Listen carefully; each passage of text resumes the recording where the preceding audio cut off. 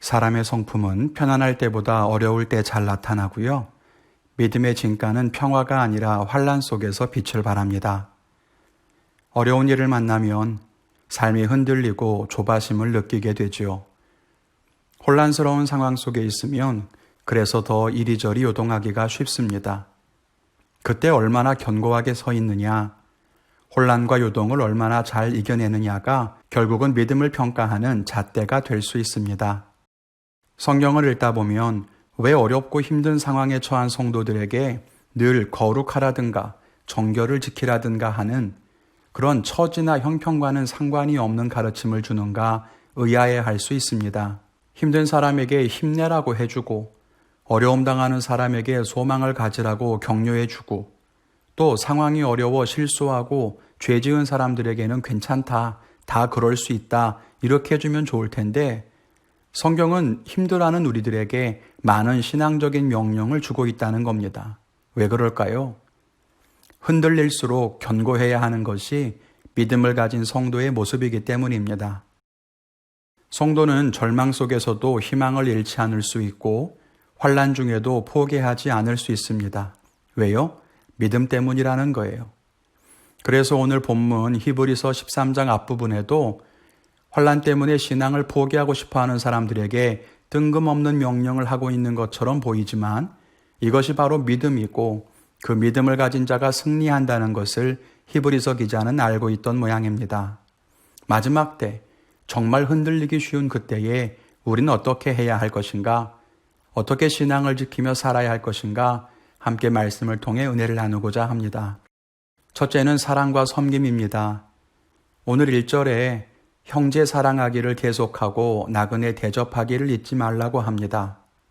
어려울 때일수록 힘든 상황일수록 우리는 사랑과 섬김을 실천할 수 있어야 합니다. 사실 이게 참 어렵습니다. 내 마음이 여유로워야 남들을 포용할 수 있고 내 형편이 넉넉해야 남을 대접할 수 있는 것 아닙니까? 그런데 성경은 환난의 때, 어려운 때, 그때 사랑과 섬김을 잊지 말라고 합니다. 우리가 형편에 따라 형편이 되면 사랑하고 형편이 어려우면 사랑을 포기한다면 우리는 환경의 지배를 받는 사람입니다. 그건 믿음의 사람이 아니에요. 믿음이 없어도 다 그렇게는 할 수 있습니다. 진짜 사랑과 섬김은 하기 어려운 때 하는 것 아니겠습니까? 예수님이 마음이 불편하다고 해서 십자가를 포기했다면 아니면 제자들이 다 떠난 것 때문에 괴로워서 죽기를 거부했다면 구원이 이루어졌겠습니까? 사랑은 믿음의 또 다른 모습이고 어려움 중에도 사랑할 수 있게 하는 힘이 바로 믿음입니다. 지금 어렵지만 서로 사랑합시다. 용서하고 관용을 베풉시다. 힘들다고 해서 짜증과 분노를 터뜨리지 말고 그럴 때일수록 더욱 사랑해야 합니다. 그것이 믿음을 가진 우리의 힘이라고 하는 겁니다. 두 번째는 공감입니다. 3절에 보면 너희가 감옥에 갇힌 것처럼 갇혀있는 자를 생각하고 환난당한 이들을 생각하라고 합니다. 초대교회는 환난과 핍박이 극심한 시기를 지나고 있었습니다. 그런 성도들에게 말하기를 너희가 직접 당하지 않았다고 해도 형제의 아픔을 너희 자신의 아픔으로 생각하라고 권면합니다. 비록 너희는 옥에 갇히지 않았지만 그렇다고 해서 기뻐하고 즐거워만 할 것이 아니라 갇힌 자들의 괴로움을 생각해야 한다는 거죠. 그것이 진짜 믿음을 가진 성도의 태도일 겁니다. 나만 아니면 돼. 내가 당한 환난이 아니니까 나랑 상관없어. 그렇게 생각할 것이 아니라 성도가 당한 아픔과 괴로움을 내 아픔인 것처럼 생각해야 한다는 겁니다. 그럴 때 하나님의 사랑을 나누는 진정한 공동체라고 할 수 있습니다. 셋째는 정결입니다. 4절에 결혼을 귀히 여기고 침상을 더럽히지 말라고 합니다. 마지막 때일수록 성적인 타락이 만연하고 음란이 성행한다는 것은 우리가 이미 역사 속에서 확인할 수 있는 부분입니다. 세상은 성적인 타락을 조장합니다. 언제나 그렇죠. 그러나 신앙은 세상의 풍조를 따라서는 안 됩니다. 세상은 가정을 깨뜨리고 정결을 무너뜨리고 음행을 조장한다고 해도 성도는 더욱 정결을 지켜야 하는 것입니다. 네 번째로는 자족입니다. 5절에 보면 돈을 사랑하지 말고 있는 것을 자족하라고 합니다.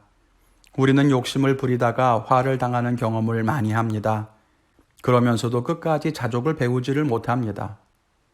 자족이란 주신 것에 감사하고 가진 것에 만족할 줄 아는 힘입니다. 이 자족을 잃어버리면 쉽게 원망하게 되고 욕심을 따라 행하게 됩니다. 돈이 많아야 안정되고 행복한 것이 아닙니다. 오늘 말씀에도 있듯이 하나님께서 우리와 함께 하십니다. 주님 한 분만으로 만족한다는 것은 바로 그런 의미입니다. 말씀 맺겠습니다. 6절 이후로 말합니다. 하나님이 우리를 도우시니 사람을 두려워하지 말자. 우리에게 신앙을 가르쳐준 선배들의 신앙을 본받자. 그리고 다른 교훈에 흔들리지 말자고 말합니다. 그럴 때 승리할 수 있다는 거예요. 마지막 때일수록 세상은 시끄럽습니다. 들려오는 소리도 너무 많습니다. 구원이 여기에 있다, 저기에 있다고도 합니다. 그러나 성경에는 말하기를 너희는 그리스도가 여기 있다, 저기 있다 해도 흔들리지 말라고 했습니다. 오직 신앙의 본을 따라 요동하지 않고 우리가 지녀야 할 믿음의 태도를 갖춘 채 살아간다면 우린 넉넉히 세상을 이길 것입니다. 비록 우리가 어려움 가운데 흔들리는 세상 속에 있지만 굳건한 믿음을 가지고 세상을 이기는 믿음의 성도님 되시기를 간절히 축원을 드립니다.